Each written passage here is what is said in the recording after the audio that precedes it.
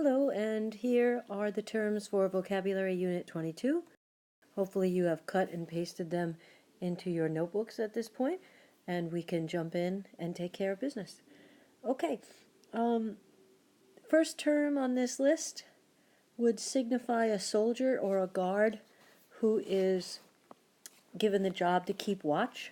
In Macbeth, Lady Macbeth is very angry that her husband did not leave the daggers with the sentinels. A sentinel is a soldier or guard who is put in place in order to watch over something.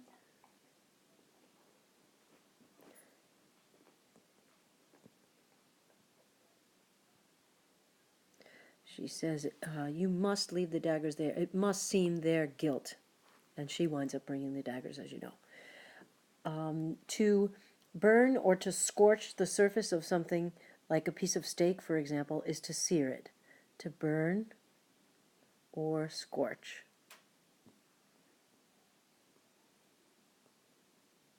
Oh dear, I'm sorry.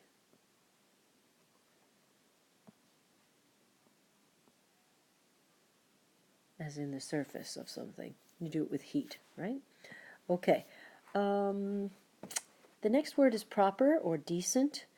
For example, if you go back to Eliza Doolittle in Pygmalion, some of her topics of conversation are not seemly. They're not proper or decent. When she's at Mrs. Higgins' house and she starts talking about alcoholism and someone's death and all this kind of stuff. She may look like a duchess, but her conversation is not quite seemly yet. Eveline, in our short story by James Joyce, is not a seasoned or experienced traveler. She's only been in her small town on the outskirts of Dublin, and she is very excited, I guess, at some point over her upcoming trip to Buenos Aires. But we all know how that ends, don't we? A faction is a sect, a group. We know that at the end of The Guest, Daru is isolated from both factions, both the colonial faction, represented by Balducci, and the rebels, represented by the Arabs' family. If you think about Patrick Henry's speech to the Second Virginia Convention, if we hadn't won the war, he probably would have been executed for sedition. Sedition is conduct or speech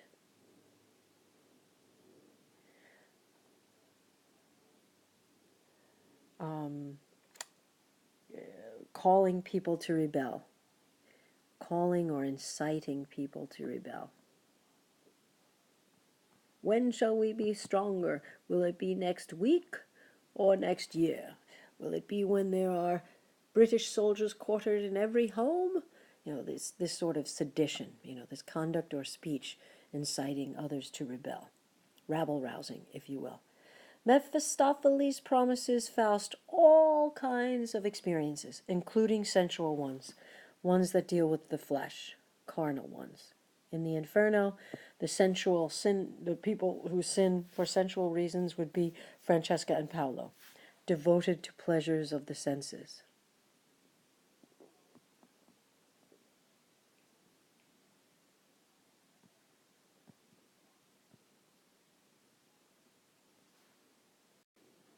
Now, which author in your literary experience decided to simplify his life and live a Spartan existence?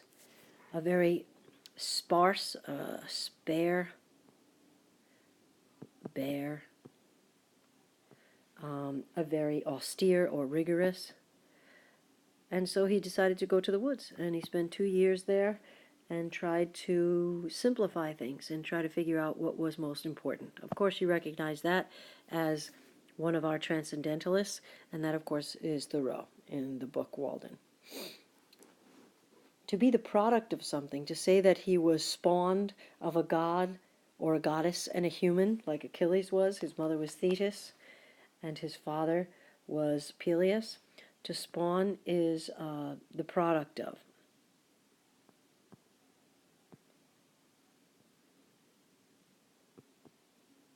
I should say to be the product of, to spawn. We know it in biological terms to lay eggs, when you talk about some of the creatures of the earth. The uncles are sort of separated from everybody while they're deciding the future of Sasha, and that would be a good word for sequester, a good description of to be secluded, to be separated, to be segregated. They're off in the study trying to figure out what to do with the young boy and the situation with the debt. If you think about the poem The Lorelei and the Rhine River, there is an area of the Rhine where the river is very serpentine. It is a winding curve. Think of like a serpent coiling up. And therefore it's a bit treacherous, as we know, something like a serpent. If you cannot control your urges, whether it be in terms of adultery or in terms of gluttony or in terms of money, you'll find yourself in one of the circles of hell, right? A spendthrift is a person who spends money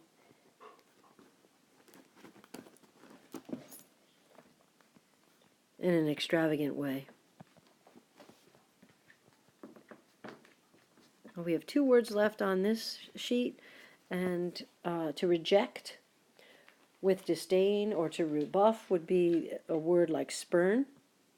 And this is exactly what Prospero does after Caliban tries to violate Prospero's daughter: to reject, to rebuff, to turn away in disdain. And lastly, the sort of playful interaction between God and Mephistopheles is very sportive. Okay, moving right along. If we look at our list and we think of something that's done in a very secretive manner, we could say that you're moving in stealth, right? So stealth is a surreptitious or secret movement or action. George Wilson in The Great Gatsby moves with stealth as he sort of sneaks into Gatsby's backyard before the terrible shooting. If there is a little argument between people, a kind of noisy quarrel as there is between Creon and Oedipus, Jocasta is very curious about this, we could call this a squabble, a noisy quarrel. If I could go back to Gatsby for a second and talk about how loyal and faithful he is to his dream, we could say that he is steadfast all the way to the end. Loyal, faithful, committed. If you're following a statute, you're following a law. And if someone is said to be staid, like the uncles, the Yuskov uncles, and not really Ivan Markovich, but certainly the Yuskov uncles, or East Eggers in Gatsby, these would be very sober, very serious, very sedate kind of people. You're not given to a lot of emotion or sentimentality. And to stanch a wound is to check the flow of blood, to stop the flow of blood. Maybe you will stanch the wound with a tourniquet. 4 more to go, and these are quite simple. If you think about what the Russian army decided to do in terms of their stratagem, in terms of their deceptive scheme, they lured the French troops deeper and deeper into Russia, and certainly deeper into the Russian winter, and then left a trail of desolation behind, so that they would have absolutely no resources, no supplies, and nowhere to replenish themselves, thereby leading to the great debacle that we read about in Russia 1812. If you're talking about a tour of duty, you could be saying a stint. He had a 2-year stint in that location, a tour of duty. Or I could say, I don't like to stint on things. That's almost like skimping, to skimp on. I have to stint on my sweets this month to restrict. And steep and stifle, I think you know both of these. Joyce feels that Dublin stifles its people. It suppresses them. it restrains them, it chokes them, right? To stifle, to choke, to hold back.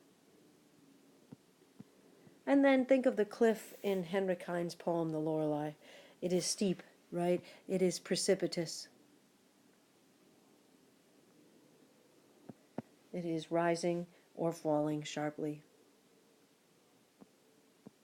And there you have it. Unit 22 in vocabulary. Thank you.